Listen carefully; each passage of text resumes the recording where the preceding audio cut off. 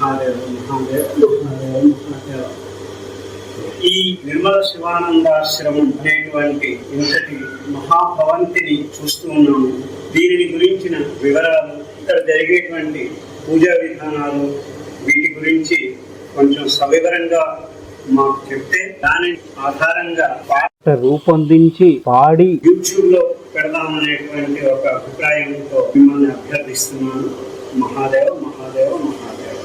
చక్కగా వివరిస్తాను, మీరు ప్రసారం చేయండి.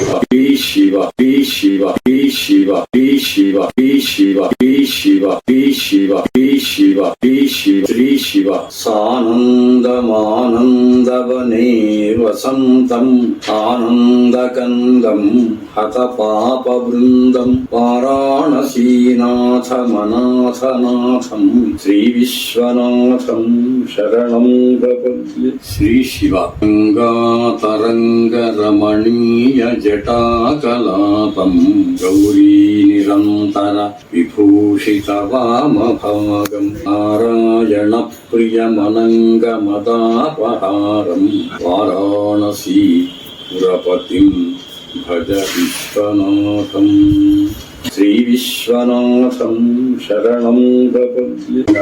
పూజ్యులు అస్మత్ పితృపాదులు గురుమూర్తి నిరతాన్న ప్రదాత శివయోగి శతాధిక శివలింగ ప్రతిష్టాపక బిరుదాంకితులు నిర్మల అంబయ్య సిద్ధాంతి గారు సుప్రసిద్ధులు. వారికి చివరి దశలో కాశీలో నివాసం చేయాలి, కాశీలో ఒక స్థలం కొని ఒక ఆశ్రమాన్ని నెలకొల్పాలి, 108 శివలింగాలను స్థాపించాలి. తర్వాత ఇక్కడే వారు శరీరాన్ని వదిలిపెట్టాలి అనే సంకల్పంతో 12/7/1973 రోజున కాశీకి చేరినారు. వారితో పాటు నేను, నా భార్య చిరంజీవి లక్ష్మీ సౌభాగ్యవతి సువర్ణ, మా అమ్మగారు, కొంతమంది శిష్యులు అందరం కూడా కాశీకి చేరినాము. చేరిన తర్వాత శ్రీ రామతారక ఆంధ్రాశ్రమంలో సుమారు 2 సంవత్సరాల కాలము అక్కడ మేము నివసించినాము. సంవత్సరం అన్వేషణ తర్వాత సోనార్పుర ప్రాంతంలో ఉన్నటువంటి పాండే హవేలీ సమీపంలో ఉన్న ఈ స్థలాన్ని మేము తీసుకోవడం జరిగింది. 1975 రాక్షసనామ సంవత్సర వైశాఖ మాస కృష్ణపక్షంలో ఆశ్రమానికి తీసుకున్నటువంటి స్థలంలో మందిర నిర్మాణం కావించి అందులో 101 శివలింగాలను స్థాపించడం జరిగింది. తర్వాత కొద్ది రోజులకే 11/6/1975 రోజున వారు శివ సాయుధ్యాన్ని పొందినారు.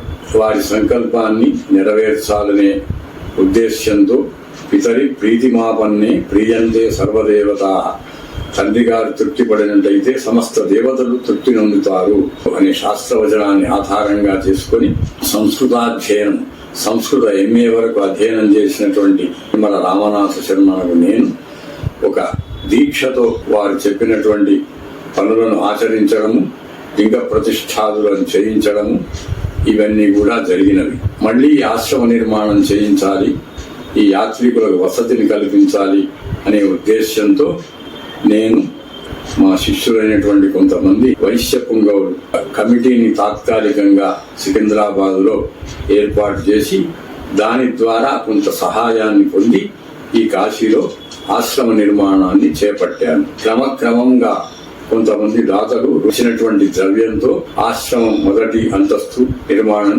కొనసాగించాను. తర్వాత కొంతకాలానికి మళ్ళీ దాతల యొక్క సహాయాన్ని తీసుకొని 2వ అంతస్తు నిర్మాణాన్ని కూడా చేయడం జరిగింది. మా నాన్నగారికి కాశీలో ఎందుకయ్యా ఇది చేయాలనేటువంటి సంకల్పం కలిగింది అంటే, కాశీలో శరీర త్యాగం వలన జన్మరాహిత్యం కలుగుతుంది, ఆ పరమేశ్వరుడైనటువంటి కాశీ విశ్వనాథుల్లో లీనమైపోతారు. దీనికి అవిముక్త క్షేత్ర వారణాసి అని పేరు, రుద్రావాసం అని పేరు, కాశీ అని పేరు, అనేక నామాలతో ఈ కాశీ క్షేత్రం విరాజిల్లుతున్నది.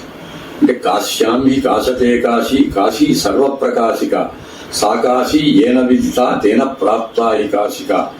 ఈ కాశీ క్షేత్రం ఏదైతే ఉన్నదో స్వయం ప్రకాశమానం, దీన్ని ప్రకాశింపజేసే వస్తువు ఏది కూడా లేదు. స్వయం ప్రకాశమానమైనటువంటి కాశీ ఇతర క్షేత్రాలను కూడా ప్రకాశింపజేస్తున్నది. అడిగిన వెంటనే మా అభ్యర్థనని మన్నించి ఈ ఆశ్రమం గురించిన వివరాలు మాకు చెబుతున్న శ్రీ నిర్మల రామనాథ శర్మ గారికి ధన్యవాదములు. ఇక్కడ గమనించవలసిన ముఖ్య విషయం ఏమిటంటే, ఈ మందిరం గురించి స్వీయ ప్రకటనతో కాకుండా వారి తండ్రి గారి స్ఫురణగా వివరించడం చాలా ఆదర్శనీయం. వారితో పాటుగా నేడు 11/6/2026 తేదీన గురువారం నాడు శ్రీ గురు నిర్మల పితృ సంస్మరణ వందనంగా ఈ దృశ్య చిత్ర సంకలనం విడుదల చేస్తున్నాను. మరిన్ని విషయాలు తెలుసుకొని పాట రూపొందించి త్వరలో అందుకునేందుకు భాగ్యం కల్పించాలని త్వనాథుని ప్రార్థిస్తూ మీ శివకుమార్ ధవళ, వారణాసి నుండి.